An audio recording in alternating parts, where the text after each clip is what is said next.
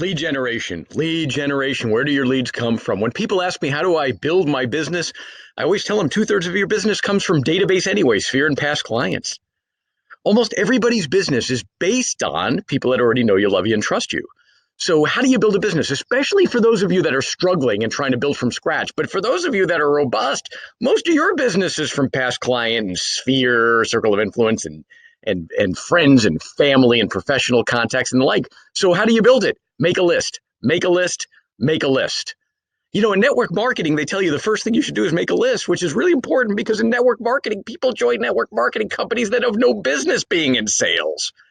How do Amway, Herbalife, ACN, how do they sell billions of dollars? Mary Kay, how do they sell billions of dollars of product through people that don't have a freaking sales bone in their body? The first thing they do is tell them to make a list of everyone you know, because they know if you're too weak to sell through that list, they'll take the list from you and they'll do what's called tap rooting. They'll work right around you and start talking to your contacts. And they always tell you the first thing is talk to people you know. You're actually not selling to them because you don't know how to sell, and they don't want to be sold by you anyway. You're asking people for a favor. So here's the list. In other words, what goes in your database? Number one, past clients. Why? Because they've already experienced your product. They know you, love you, trust you. They're the best source of business. You have to put every past client in your database, even the ones you think did not feel well served. Because the clients you think didn't work out so well are the ones that send you referrals later anyway. I can give you so many examples of this. Number one, every past client goes in there. Number two, family members. What? Dave, I'm not going to put some of those family members in there. No way. I don't want to. Look, every family member, even if you don't sell them, they know 200 people you don't know.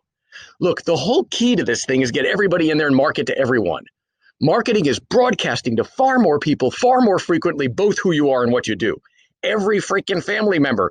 Your job's not to sell everyone that moves, but to present to everyone that moves and let them select or deselect you. Number three, friends. Yeah, Dave, but they're friends I haven't talked to since high school. Put them in the database. Yeah, Dave, but they're friends I haven't talked to in 8 years.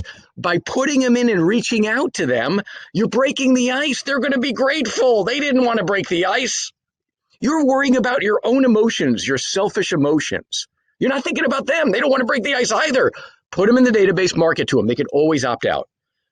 And a lot of them are going to be thrilled to reconnect. Number four, circle of influence.